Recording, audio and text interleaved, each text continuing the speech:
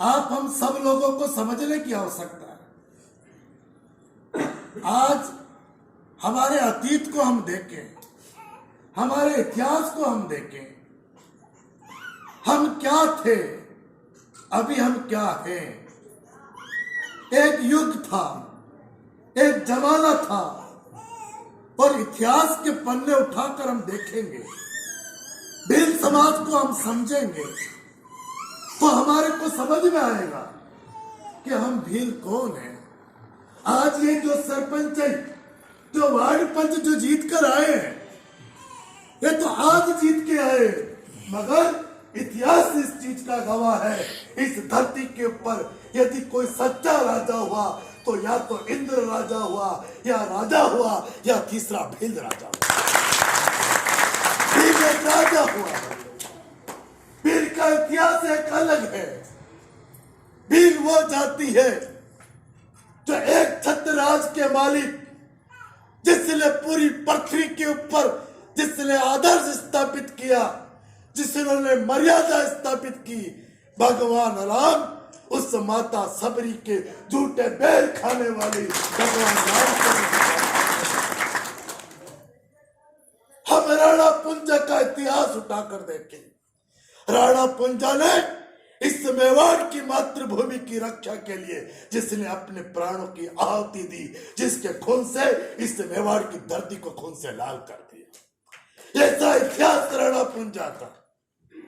इस मेवाड़ की रक्षा के लिए यदि महाराणा प्रताप का, उदय सिंह जी का, राणा सांगा का यदि किसी ने साथ दिया तो मेवाड़ के भीलों ने साथ दिया। इसीलिए मेवाड़ आज वो भील जाति, आपने भी यहाँ पर पोस्टर लगवाया जिनके बारे में आप कह रहे थे, आप एकलव्य का इतिहास उठाकर देखिए, जिन्होंने अपने गुरु को दार के अंदर जिन्होंने अपना अंगूठा काट के दे दिया। ऐसी भील समाज, एक ऐसी पवित्र कौम, एक ऐसी ईमानदार कौम, केवल भील समाज यदि पिछड़ा है तो समय के थपेड़ों ने उनकी ईमानदारी की और उसकी सच्चाई ने उनको पीछे रखा।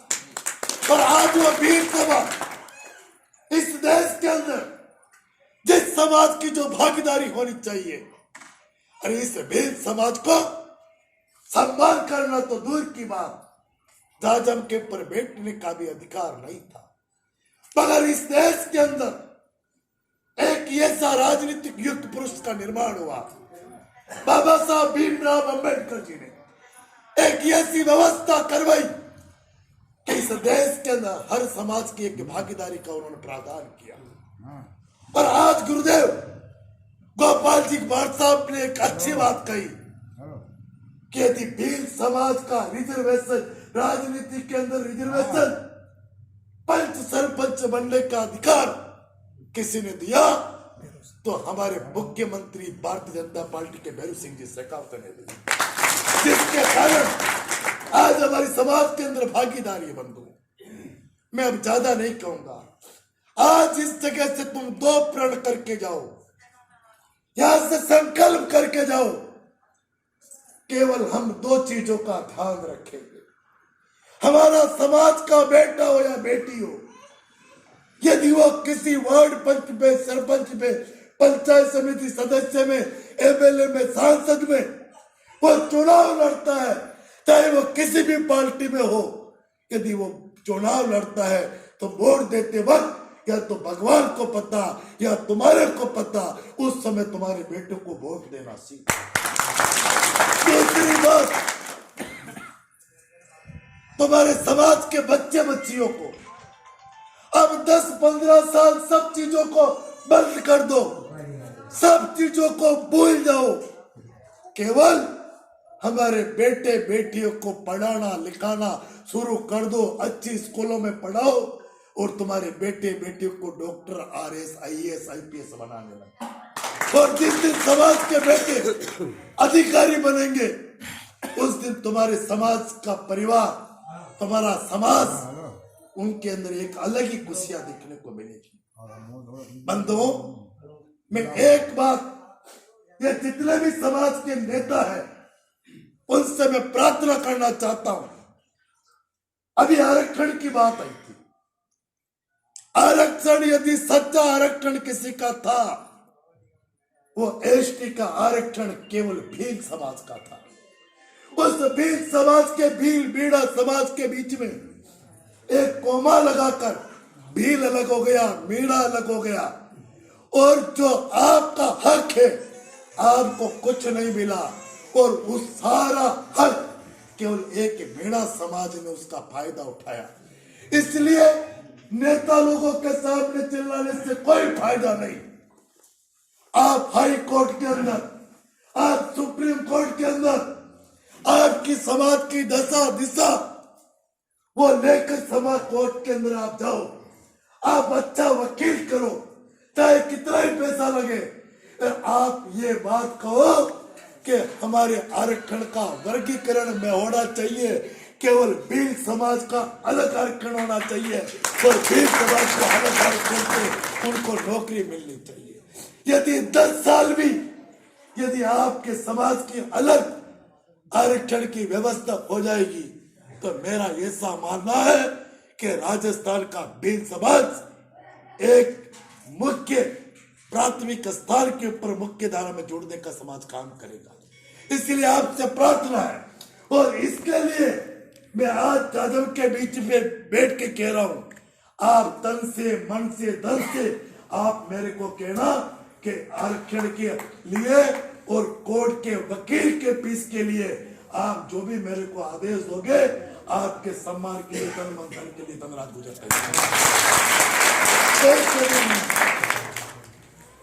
आप ऐसी व्यवस्था करें।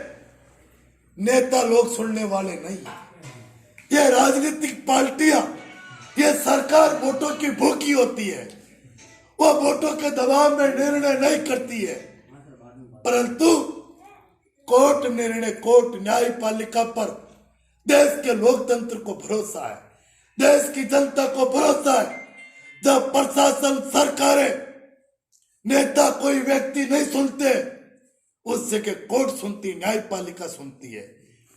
और आपके समाज को जब आरक्षण का अलग वर्गीकरण होगा ने, तब हमारा हर समाज का, हर परिवार का बेटा पटवारी होगा, टीचर होगा, कंप्यूटर होगा, हर परिवार में से सरकारी नौकरी के अंदर आदमी मिलेगा। इसलिए मैं आपसे प्रार्थना करना चाहता हूं, आप सब लोग केवल इस व्यवस्था के ऊपर बैठ कर आप अलग ही मीटिंग करके इसकी तैयारी आप करना।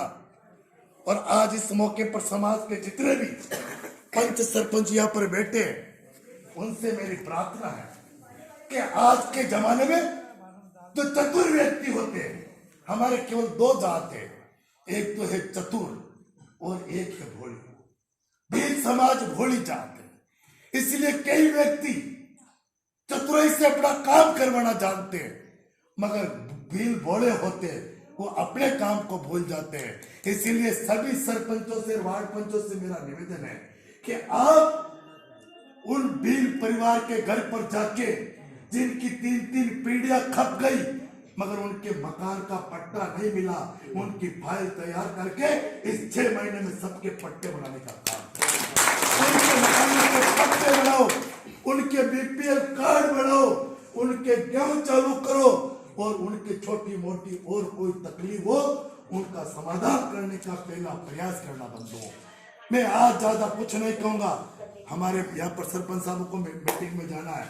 मैं एक निवेदन और करना चाहता हूं कि मैंने आपके मान सम्मान के लिए पोलू जी, गोपाल जी, सावर जी, हमारे टोला जी के भोपाल जी सब बैठे, इन जो भी समाज के व्यक्तियों ने मेरे को कहा, मैंने जमीन दिलाने से लगाकर, भवन बनाने से लगाकर, जब भी कोई काम का वो मैंने करने का काम किया।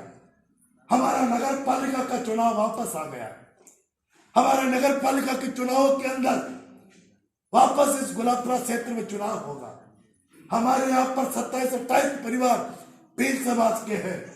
मैं समाज के व्यक्तियों से भी निवेदन करूंगा कि हमारे गुलाबपुरा के अंदर जब चुनाव हो, तब आपके समाज के बेटे बेटियों के पास जाना और हमारे व्यक्तियों को जिताने का काम करना। हमारा यदि वापस वोट बनेगा, यदि भारतीय जनता पार्टी का हमारा बोर्ड बनेगा, तो ये समझ लेना कि चेयरमैन भारतीय जनता पार्टी का कोई भी बनेगा, तुम ये समझ लेना का हम चेयरमैन बनेंगे, तुम जो कहोगे जो छात्रावास में और काम करने का। इसलिए आप सभी से मेरी प्रार्थना है, आपका जो प्रेम सम्मान सम्मान है वो आप करें, मगर आपके अधिकारों के लिए आप सब समाज से मेरी प्रार्थना है, ये गोपाल जी, मार साहब है, नारू जी है, सावर जी है, इन सब लोगों के हाथ मजबूत करो, उनकी ताकत बनकर खड़े रहो।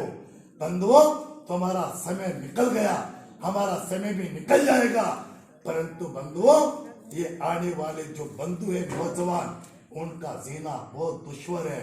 इसीलिए हमारा समय तो निकल गया, परंतु इनके यदि भविष्य की चिंता करते हो तो हमारे समाज के नेताओं के साथ पूरी ताकत के साथ तन मन धन से खड़े रहकर उनकी ताकत बनना, ताकि समाज के व्यक्ति आपके समाज के सम्मान की रक्षा कर सके।